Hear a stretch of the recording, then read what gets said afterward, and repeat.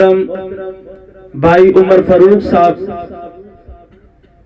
میں دعوت خطاب دیتا ہوں، تشریف لائیں اور خطاب فرمائیں۔ نحمدہ ونصلی علی رسولہ الکریم نبینا محمد وعلی آلہ واصحابہ اجمعین، اما بعد، اعوذ باللہ من الشیطان الرجیم، بسم اللہ الرحمن الرحیم۔ لقد کان لکم فی رسول اللہ اسوۃ حسنہ، قال النبی صلی اللہ علیہ وسلم، المؤمن الذی یخالط بالناس ویصبر علی ما آذاہم خیر من الذی لا یخالط بالناس ولا یصبر علی ما آذاہم، او کما قال النبی صلی اللہ علیہ وسلم، اللہم اہد قومی فإنہم لا یعلمون۔ اللہم صلی علی محمد وعلی آلہ محمد کما صلیت علی ابراہیم وعلی آل ابراہیم انک حمید مجید۔ اللہم بارک علی محمد وعلی آل محمد کما بارکت علی ابراہیم وعلی آل ابراہیم انک حمید مجید۔ حمد و ثنا اللہ کے لیے خاص ہے، درود و سلام محمد الرسول اللہ صلی اللہ علیہ وسلم کے لیے خاص ہے۔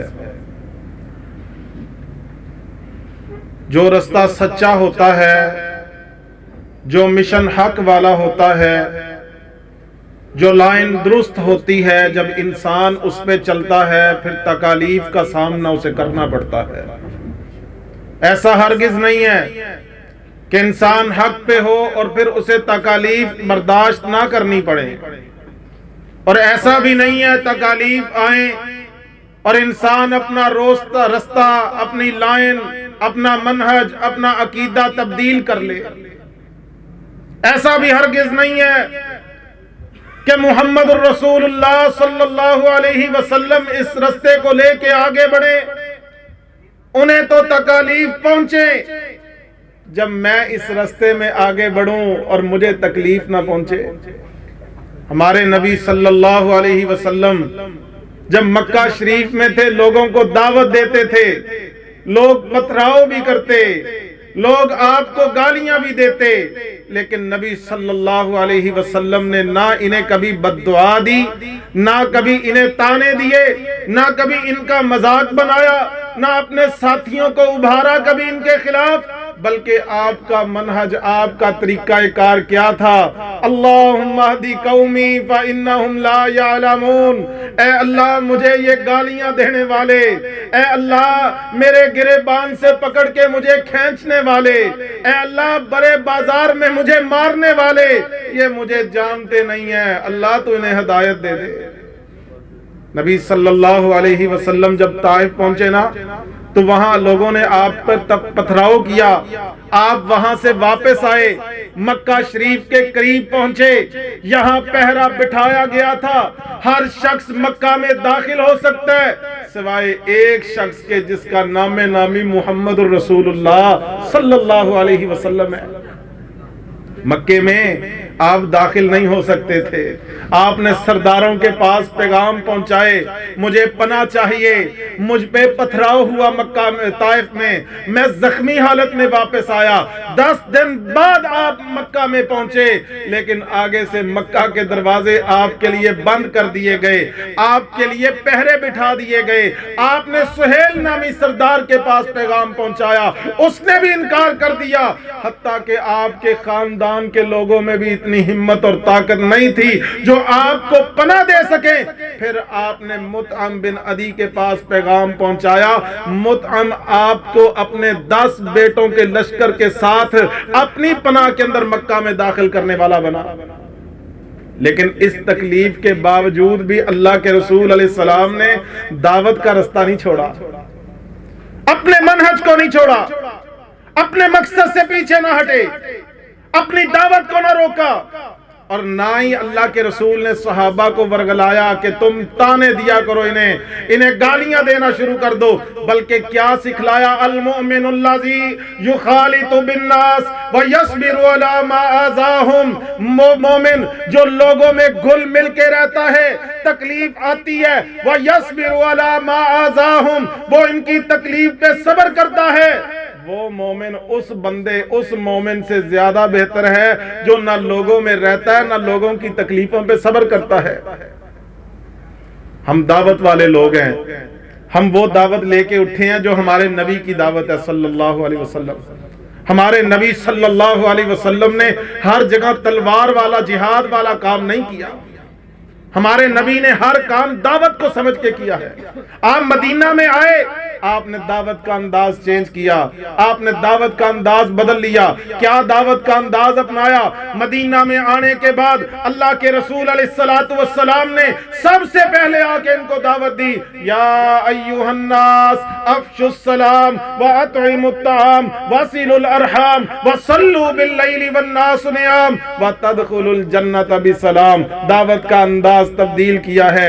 آپ علیہ السلام نے فرمایا، اے لوگو سلام کو عام کرو، اے لوگو لوگوں سے منہ نہیں پھیرنا، یہ میرے مسلک کا ہے، یہ تیرے مسلک کا ہے، بس میں اسے مسلمان نہیں مانتا، میں اسے مسلمان نہیں مانتا، بلکہ کیا فرمایا؟ لوگو سلام کو عام کرو، پھر فرمایا صلہ رحمی کرو، رشتہ داروں کے حقوق ادا کرو، اور پھر فرمایا کھانا کھلاؤ، لوگوں کو کھانا کھلاؤ۔ اللہ کے رسول علیہ السلام سے ایک ساتھی نے سوال کیا، اللہ کے رسول بہترین دین کیا ہے؟ آپ نے فرمایا بہترین دین یہ ہے جسے تو جانتا ہے اسے بھی کھانا کھلا، جسے نہیں جانتا اسے بھی کھانا کھلا۔ کیا فرمایا؟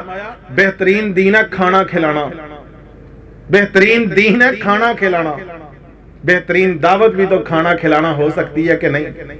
کھانا کھلاؤ، اور پھر فرمایا تم رات کی نماز پڑھو، تدخل الجنت بسلام، سلامتی کے ساتھ تم جنت میں داخل ہو جاؤ گے۔ یہ ہمارے رب کا وعدہ ہے، والذی ارسل رسولہ بالہدی ودین الحق لیظہرہ علی الدین کلہ ولو کرہ المشرکون۔ دوسرے مقام پہ فرمایا، والذی ارسل رسولہ بالہدی ودین الحق لیظہرہ علی الدین کلہ وکفی باللہ شہیدا۔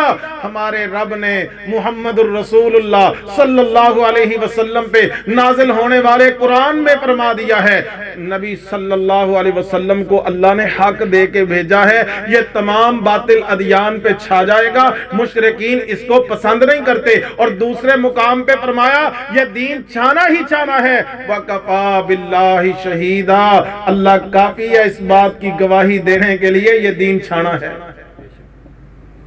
اور بلکہ کیا فرمایا؟ ہمارے نبی صلی اللہ علیہ وسلم نے تو ہمیں یہ بھی فرما دیا، اسلام کا جھنڈا الاسلام یعلو ولا یعلا علیہ، یہ اسلام غلبے کے لیے آیا ہے، مغلوب ہونے کے لیے نہیں آیا۔ ہمارے نبی صلی اللہ علیہ وسلم نے تو ہمیں یہ بھی سکھا دیا، یہ اسلام کا جھنڈا ہر کچے پکے مکان پہ لہرانا ہی لہرانا ہے، بس اس کے لیے ہم نے کردار ادا کرنا ہے، دل برداشتہ نہیں ہونا چاہیے۔ واقعات تو پیش آتے ہیں، یہ تو کچھ تکالیف نہیں ہے۔ ابھی شیخ القرآن کے پوتا صاحب تقریر فرما رہے تھے، شیخ القرآن کے واقعات پڑھیں، اللہ کی قسم کیسے دردناک واقعات ملتے ہیں۔ تقریر شروع کی، لوگوں نے پتھراؤ شروع کر دیا، پتھراؤ کرنے والوں کو کہتے ہیں او بھائی مجھ سے قرآن سن لو، قرآن سن لو تم، پھر مجھے پتھر مار لینا۔ قرآن پڑھتے ہیں، اس قدر قرآن پڑھا، اس قدر قرآن پڑھا، تانے شروع نہیں کیے، گالیاں شروع نہیں کی، مندہ بولنا شروع نہیں کیا، قرآن سنایا، پھر کہتے ہیں میری بات ختم ہو گئی۔ وہ کہتے ہیں اب ختم نہیں ہوئی، اب قرآن سناؤ، اب قرآن سناؤ۔ یہ ہمارے لاہور میں، ہمارے علاقے کیر کلاں گاؤں کے اندر آئے نا تقریر کے لیے، وہاں لوگ آپس میں بھی قتل و غارت پہ اتر آتے ہیں۔ شیخ القرآن تقریر کے لیے سٹیج پہ پہنچے، اس وقت کا سب سے بڑا جو بدماش تھا، جو سب سے بڑا تھا، وہ آ کے شیخ القرآن کو مندہ بولنا شروع کر دیتا ہے۔ شیخ القرآن کہتے ہیں بھائی میری بات سن، گن اس کے پاس ہے، میری بات سن لے، مجھ سے قرآن سن لے، پھر چاہے گولی مار دینا۔ وہ بیٹھ جاتا ہے، شیخ القرآن قرآن سناتے ہیں، ایسا قرآن سنایا، ایسی نبی صلی اللہ علیہ وسلم کی شان سنائی، جو مارنے آیا تھا وہ پہرے دار بن گیا۔ یہ کام ہمارے اسلاف کا ہے جو صبر تحمل کے ساتھ کرتے رہے.